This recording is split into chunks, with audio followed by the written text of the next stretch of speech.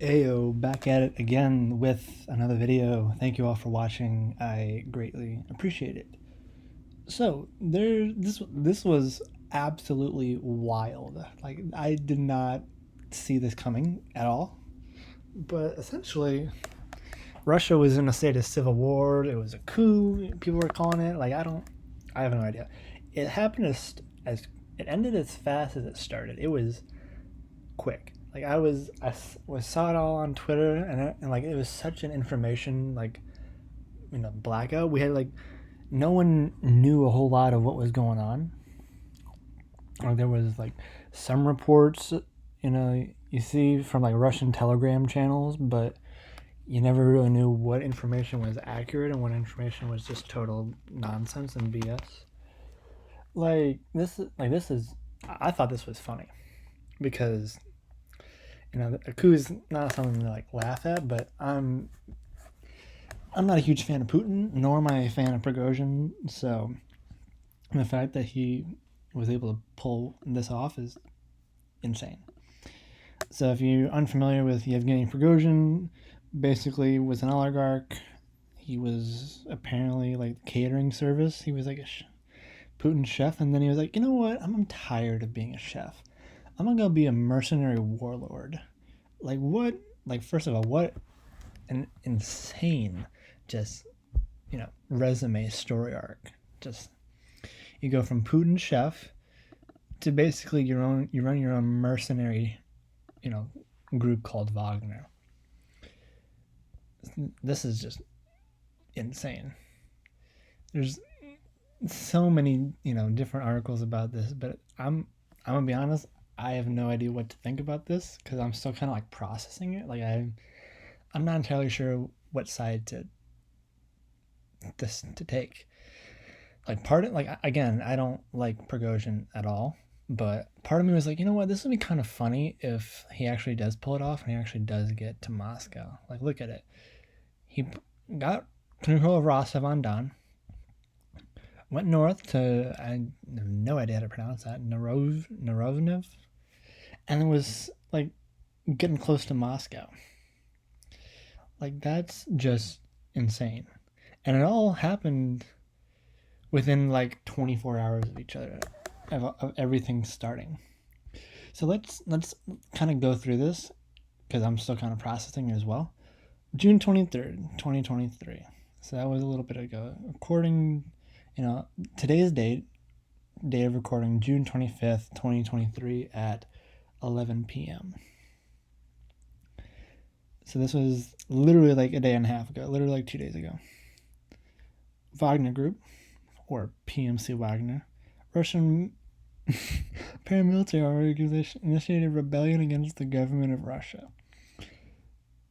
Prigozhin basically captures Rostov on Don, which is like a city of like a million people, and in charge of like all logistics for the Russian army inside of Ukraine. Like that's the biggest city the Russians have captured in the Ukraine war. Their own city, Rostov on Don. Like that's insane. Prigozhin portrayed the rebellion as a response to an alleged attack on his forces by the Ministry of Defense. He blamed Shoigu. What is that middle name? Hold on. Sergei Kuzhugot. Oh my gosh. That's a heck of a middle name. Shoigu. Basically, Shoigu and Prigozhin, they don't like each other. Basically accused him of waging the war for the benefit of the Russian oligarchs. Prigozhin forces asserted they had control of Rostov on Don and the Southern Military District headquarters. That's crazy. And then went towards Voronezh with intentions of reaching Moscow. 15 Russian soldiers were killed. And this is probably the most insane part. Like this, all of this is absolutely batshit insane.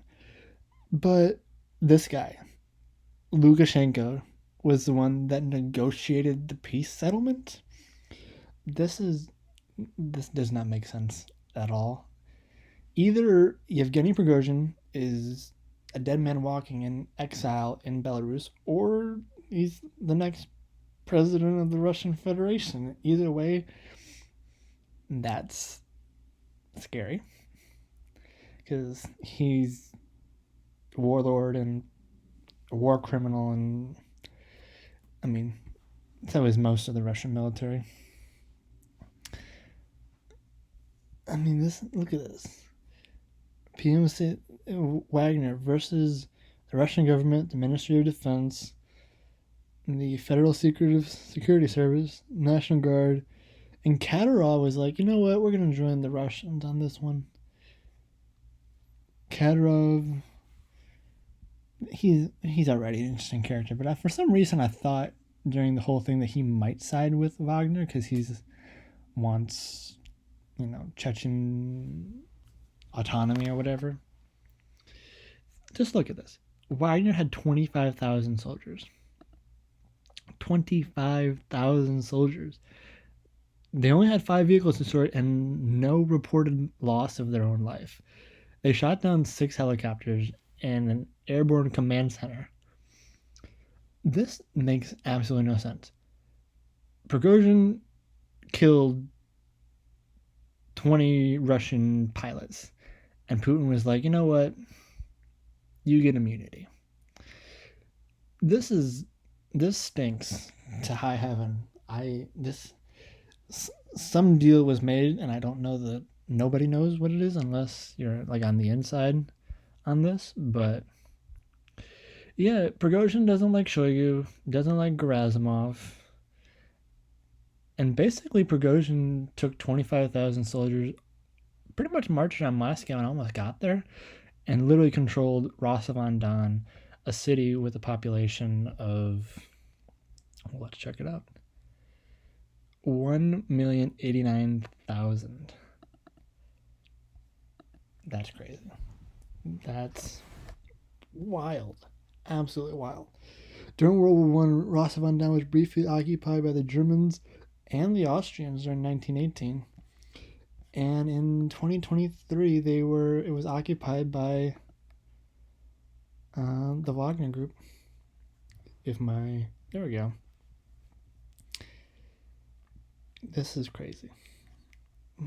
Yep, we got Wagner Group, de facto private army of Prigozhin.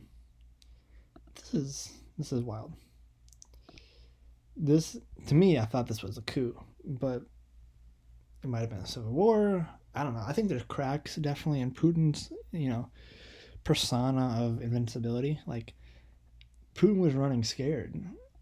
This guy, the former chef, imagine this in the United States. Imagine if like Chef Jose Andres had like an army of 25,000 and marched on like, I don't know, a major city like, I don't know, Philly or Houston, and he's like, hey, Biden, let's make a deal.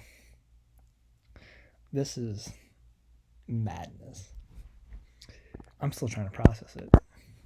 I can't believe it happened. I was literally live tweeting and like refreshing my Twitter feed for the entire civil war, coup, whatever you want to call it. Excuse me. Anyways, that's the end of the video. And I don't really know what to make of it. We'll probably find more details in the coming weeks. But that's the end of the video, and I'll see you in the next one. Deuces.